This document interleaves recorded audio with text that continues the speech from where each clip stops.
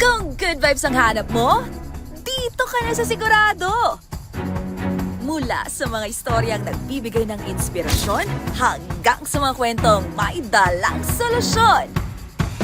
Mga balitang pampagaan ng pakiramdam at pampaganda ng araw. Hindi lang basta good news, kundi the better news. Mula Lunes hanggang Biyernes, 1:00 ng tanghali sa DZRH TV. Magandang araw Pilipinas, nasa ang sulok ka man ng bansa, kasama ka sa aming misyon, ang ibahagi ang good news. Sa programang hindi lang basta balita ang hatid, kundi mga kwentong puno ng pag-asa, inspirasyon at mahalagang kaalaman. Live sa DZRH TV Facebook, YouTube at DZRH News website. Ako po si Mili Borja at ito ang The Better News. Una sa Pilipinas, una sa Pilipino. Sa ating The Better News ngayong araw, 5-day wellness leave para sa government workers inaprobahan ng CSC.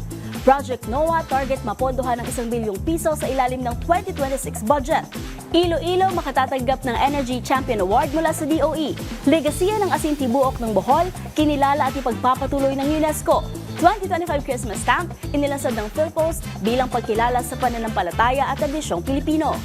History lessons ilulunsad sa biyahe ng LRT-1. 16 specialty centers ng Baguio General Hospital and Medical Center magbubukas sa taong 2028 hanggang 2030. At sa balitang sports, San Beda, nasungkit ang ika-24 na kampyonato matapos masweep ang Letran sa NCAA Season 101 Finals. Sa ating unang The Better News ngayong araw, magkakaroon na ng dagdag oras ang mga empleyado ng pamahalaan upang makapagpahinga sa tulong ng 5-day wellness leave. Ito ang inaprubahan ng Civil Service Commission o CSC na maaaring i-apply ng mga manggagawa kada taon na isang paraan para makatulong sa kanilang mental health. Ang iba pang detalye sa report ni Rose Babiera.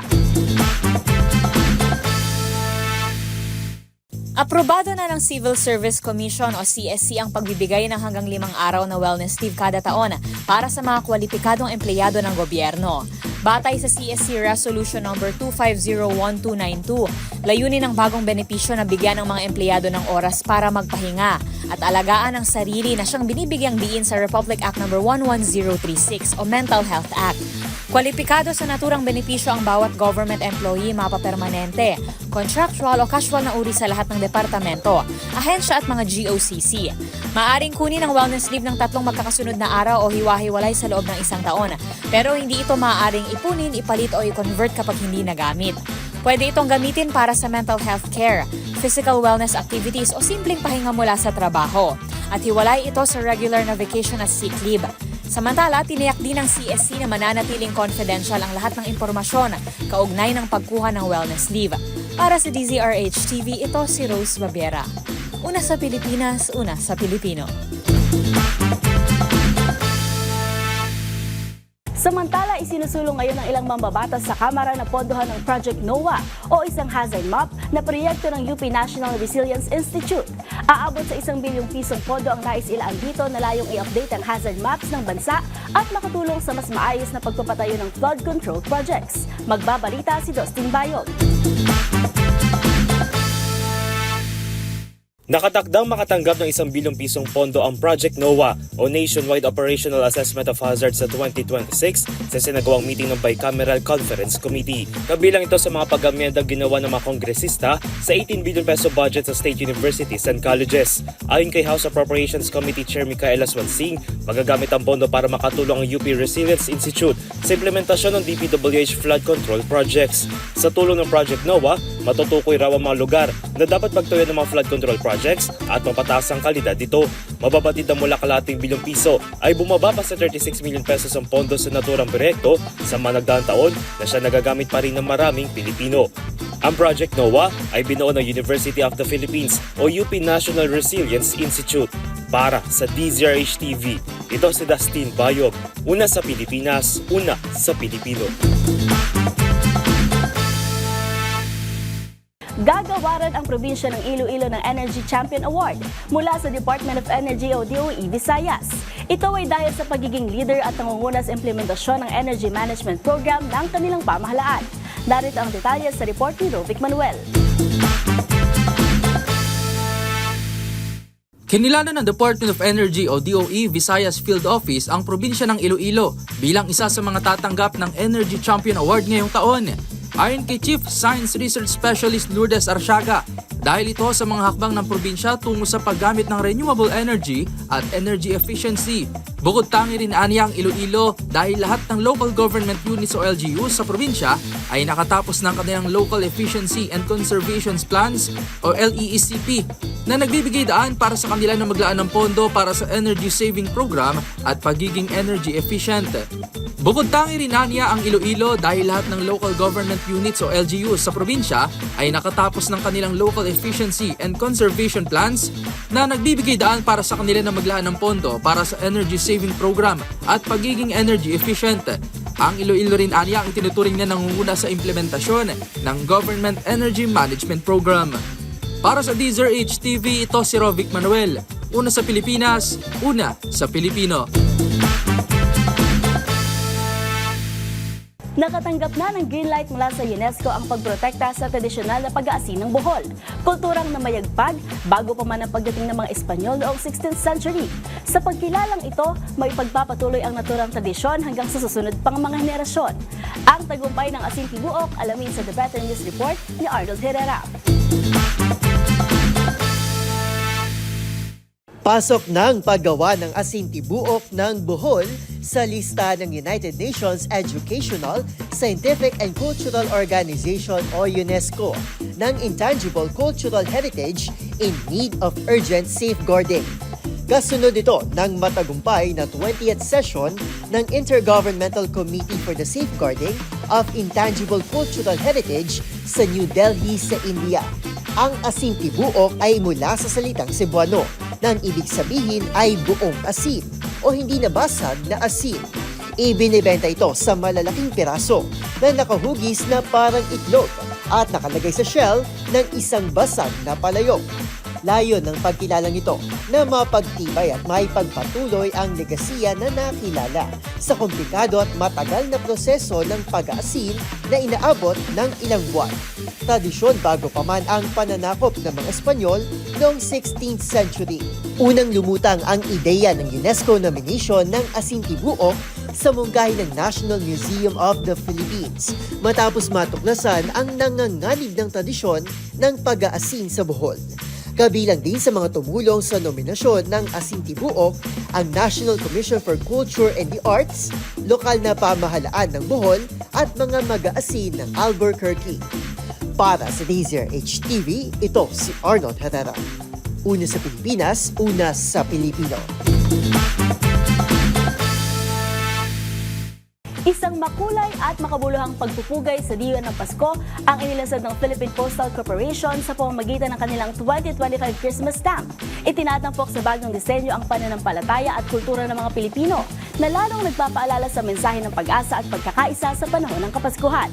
Narito ang The Better News. Inilunsad ng Philippine Postal Corporation ang kanilang 2025 Christmas stamp na nagpaparangal sa pananampalataya at tradisyong Pilipino na inilalarawan ng kapanganakan ni Jesucristo sa Belen. Dinisenyo ng in-house graphic artist ng PhilPost na si Eunice Tabu, ipinapakita sa stamp ang Birheng Maria, San Jose at ang sanggol na si Jesus sa Sabsaban kasama ang tatlong hari na dumalaw sa kanya. Itinampok sa disenyo ang Belen, ang tradisyonal na Pilipinong paglalarawan sa nativity scene. Makikita rin sa buong artwork na lumalampas sa hangganan ng stamp ang isang anghel at ang bituin ng hilaga na gumabay sa tatlong hari sa kanilang paglalakbay. May halagang 100 pesos. Ang Christmas stamp ay may sukat na 50mm at 35mm at may espesyal na gold foil embellishments. Ayon kay Postmaster General Maximo Santa Maria III, ang nativity stamp ay pagpupugay ng PhilPost sa ilalim ng Kristiyanong pananampalataya ng mga Pilipino at paalala ng mensahe ng pag-asa, kababaang loob at pagmamahal na dala ng Pasko. Dagdag pa niya, layon din ang stamp na muling buhayin ang mga kalagahan ng pagkakaisa, debosyon at malasakit sa kapwa, lalo na sa panahon ng Kapaskuhan. Ginanap ang paglulunsad ng stamp noong Biyernes sa Partilya ng Katipunan sa Maynila, kasabay ng isang simultaneous Christmas tree lighting ceremony. Para sa DZRH TV, ito si Lily Borja, una sa Pilipinas, una sa Pilipino. Iwas na sa traffic, natuto pa ng history. Dahil hindi na lang basta anunsyo ng mga estasyon at paalala ang maririnig sa pagsakay ng LRT1, kung hindi pati na rin mga kaalaman. Ito ay dahil sa bagong lusad na kasakaysayan na layong magbigay ng kaalaman sa mga pasahero tungkol sa ating kultura. Nagbabalik si Dustin Bayog.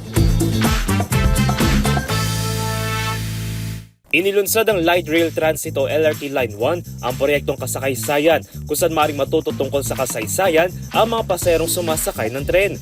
Layunin nito na gawing makabulan ng biyahe sa pamamagitan ng pagbabahagi ng kasaysayan at kultura ng Pilipinas. Sa bawat isa sa 25 na istasyon ng LRT1, may maririnig na impormasyon tungkol sa mahalagang lugar at personalidad sa kasaysayan. Halimbawa, sa Dr. Santos Station, ipinaliliwanag na ipinangalan nito kay Dr. Arcadio Santos, isang taga-Parañaque na naging governor ng Rizal mula 1920 hanggang 1922 noong bahagi pa ng lalawigan ang lungsod. Ayon sa pamuno ng LRT, para nila ito upang mas maging bahagi ng mga Pilipinong kasaysayan, hindi lang sa buhay, kundi pati na rin sa paglalakbay. Para sa DZRH TV, ito si Dustin Bayog, una sa Pilipinas, una sa Pilipino.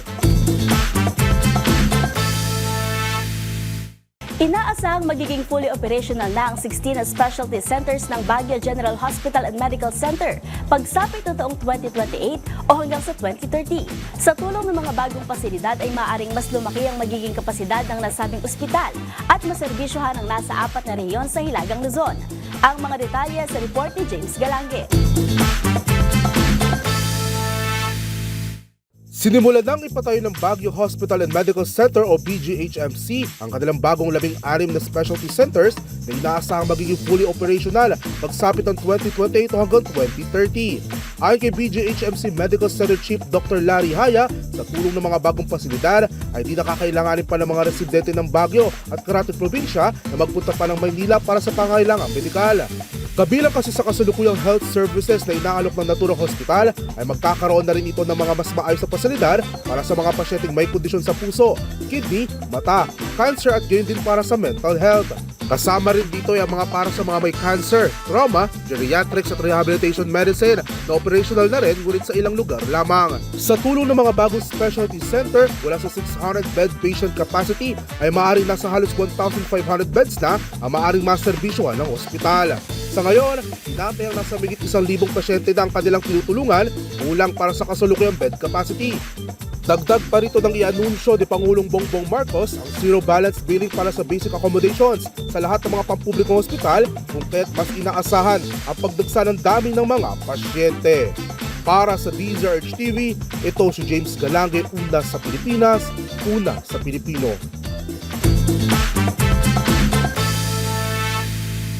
The better news naman tayo sa mundo ng palakasan. Isang makasaysayang gabi sa Araneta ang naghatid ng panibagong trono para sa San Beda University. Matapos muling ipagdiwang ng Red Lions ang kampyonato ng NCAA Men's Basketball sa ika-24 na pagkakataon. Ang buong ulat panoorin sa aking report. Nakabandera na ang ika-24 na kampyonato sa Menjola matapos tapusin ng San Beda University ang long-time rival na Colegio de San Juan de Letran sa pamamagitan ng 83-71 na panalo sa Game 2 ng NCAA Season 101 Finals noong Sabado sa Smart Araneta Coliseum. Sa kabila ng pagkawala ng top scorer na si John T. Miller dahil sa one-game suspension, nagawa ng Red Lions na masipang serye at iangat ang ika-24 na korona, pinakamarami sa kasaysayan ng NCAA. Nanguna sa panalo ang graduating team captain na si Yuki Andrada na may 21 points, kabilang ang 12 points sa ikatlong quarter na nagbukas ng lamang sa San Beda. Nagtala rin ng 21 points si Brian Sahonia, kabilang ang dagger 3 points sa huling bahagi ng laro. Malaki rin ang ambag ni Nigel Gonzalez na may 19 points, kabilang ang huling 7 puntos ng kupunan, habang si Jumel Puno ay may 14 rebounds, 6 na assist at 7 puntos.